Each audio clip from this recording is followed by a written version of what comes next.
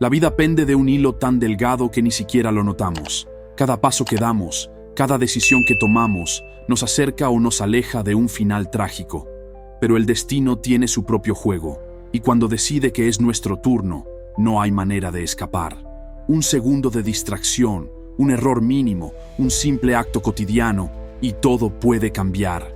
La muerte no avisa, no da segundas oportunidades. Acecha en lo mundano, en lo inesperado, esperando pacientemente su momento para atacar. Hoy conoceremos dos historias de personas comunes, atrapadas en el momento equivocado, en la circunstancia exacta donde el azar y la fatalidad se cruzaron. Dos vidas que, en cuestión de segundos, se apagaron de la forma más absurda e irónica posible. Esto es Mil maneras de morir, manera de morir, número 724, amor mortal. Lucía siempre se consideró una esposa ejemplar. Desde que se casó con Adrián, encontró en la cocina una manera de expresar su amor. Cada platillo era una muestra de cariño, una forma silenciosa de decir «te amo» después de largas horas de ausencia. Sabía que su esposo llegaba agotado del trabajo, con el cuerpo pesado y el ánimo apagado, y nada le alegraba más que recibirlo con un plato caliente y un aroma que lo transportara a los días felices de su infancia. Aquella noche no fue la excepción. Mientras el reloj marcaba las 8, Lucía ya tenía todo listo en la encimera. La carne jugosa, las especias cuidadosamente seleccionadas, las verduras recién picadas. El estofado de carne con especias era el favorito de Adrián, y quería que esta cena fuera especial. El aroma a ajo y cebolla sofriéndose en la sartén comenzaba a impregnar la cocina, y el vapor cálido envolvía el ambiente con una sensación reconfortante. Con cada movimiento, Lucía sentía orgullo de su destreza culinaria. Los cuchillos deslizándose con precisión, los ingredientes combinándose en perfecta armonía. Nada podía salir mal. Pero el destino tiene una forma cruel de jugar con las certezas de la vida. Lo que debía ser una noche de amor y dedicación, pronto se convertiría en una tragedia inesperada. La cocina estaba llena de vida. El burbujeo del estofado en la olla, el crepitar del aceite en la sartén y el aroma de las especias flotando en el aire daban la sensación de que todo iba según lo planeado. Lucía se movía con la naturalidad de quien domina su espacio, girando entre la encimera y la estufa con precisión casi coreográfica. Pero en la vida, basta un solo segundo para que todo cambie. El sonido abrupto de su celular rompió la armonía.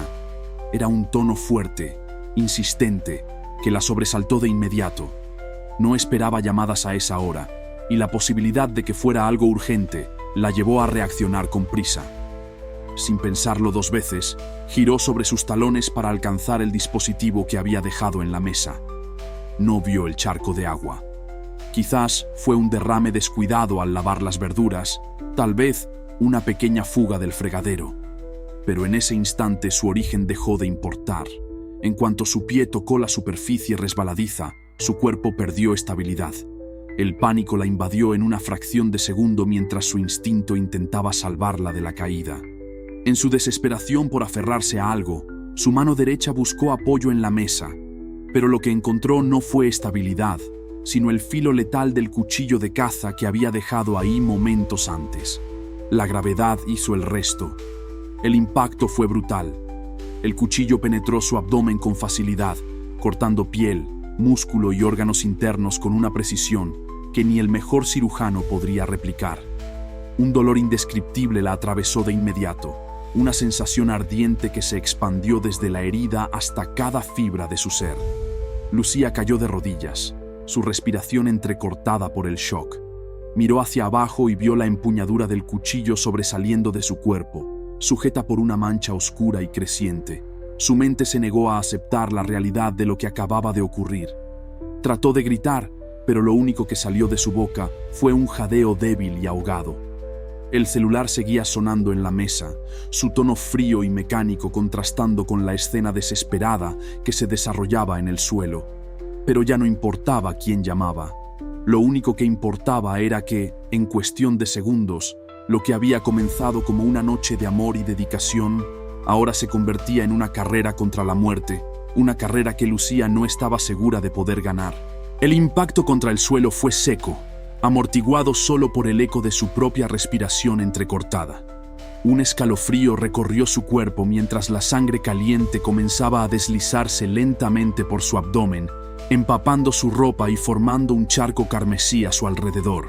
Intentó moverse, pero el dolor era insoportable, una punzada ardiente que la paralizaba desde el vientre hasta la garganta. Sus manos temblorosas trataron de aferrarse a algo, cualquier cosa que le diera estabilidad, pero su fuerza se desvanecía con cada latido. La cocina, su santuario, ahora se convertía en su tumba.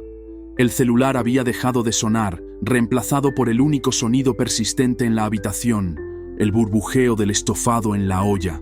El aroma de la carne cocinándose seguía impregnando el aire, un contraste cruel con la pesadilla que se desarrollaba en el suelo. En su mente, la imagen de Adrián cruzó fugazmente. Su amado esposo, aquel para quien había preparado la cena con tanto amor, pronto abriría la puerta y encontraría una escena que jamás podría borrar de su memoria. Sus ojos comenzaron a nublarse, su respiración cada vez más superficial. La adrenalina mantenía su conciencia a flote, pero su cuerpo ya la estaba abandonando.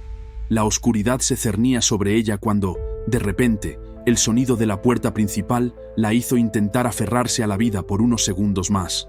Adrián entró a la casa con la expresión agotada de siempre, sin notar nada extraño al principio. El aroma de la comida le dio una falsa sensación de normalidad, hasta que sus ojos recorrieron la cocina, y lo vio. Su esposa yacía en el suelo, pálida, con los labios entreabiertos en un intento fallido de pedir ayuda. El cuchillo aún sobresalía de su abdomen, como una cruel burla del destino. Por un instante, el mundo se detuvo. Adrián sintió cómo la realidad se quebraba a su alrededor, cómo la incredulidad se transformaba en horror. Corrió hacia ella, sus rodillas chocando contra el suelo empapado de sangre. Sus manos temblorosas la sujetaron con desesperación, buscando en su mirada una señal de vida, una súplica de auxilio, algo que le dijera que aún no era demasiado tarde. Pero Lucía solo pudo mirarlo una última vez antes de que su cuerpo cediera por completo.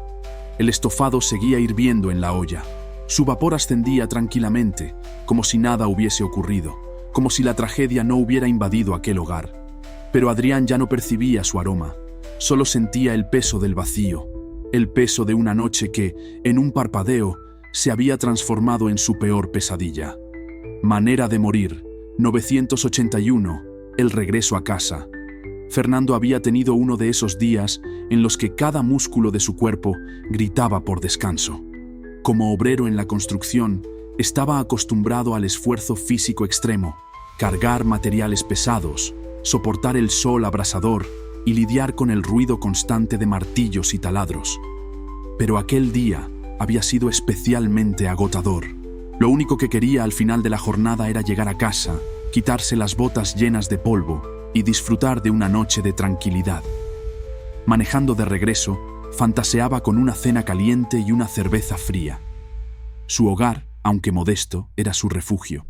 Un pequeño apartamento en las afueras de la ciudad, sencillo pero suficiente para él. Al estacionar su viejo automóvil y subir los escalones hasta la puerta, suspiró con alivio. Finalmente, estaba de vuelta. Al girar la llave y empujar la puerta, un leve olor extraño lo recibió. Frunció el ceño, pero no le dio demasiada importancia. Pensó que quizá era el polvo de la remodelación reciente o algún residuo de pintura seca. Nada que le preocupara demasiado. Su único objetivo en ese momento era encender la nevera. Llevaba varios días desconectada debido a las reparaciones y necesitaba enfriarla cuanto antes. Sin pensarlo dos veces, dejó sus llaves sobre la mesa, cruzó la sala y se dirigió directo hacia el enchufe. Lo que Fernando no sabía era que, en su ausencia, un enemigo invisible se había apoderado de su hogar. Uno silencioso, sin forma ni sonido, pero letal. Y en el momento en que sus dedos tocaron la clavija y la conectaron a la corriente, su destino quedó sellado. Fernando avanzó con pasos pesados hasta la nevera. Su mente estaba demasiado agotada para notar los pequeños detalles a su alrededor. El aire cargado, la sutil sensación de pesadez en el ambiente, la ausencia de cualquier corriente de aire. No prestó atención a nada de eso. Solo quería conectar el electrodoméstico y terminar con la última tarea del día, Se agachó ligeramente, alineó la clavija con el enchufe y, sin pensarlo 2 veces, la introdujo en la toma de corriente.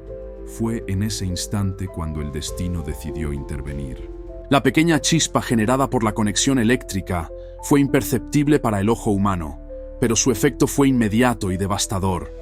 En un par de segundos, esa diminuta chispa encontró su camino en la nube invisible de gas metano que se había estado acumulando durante horas dentro de la casa. El resultado fue una explosión brutal.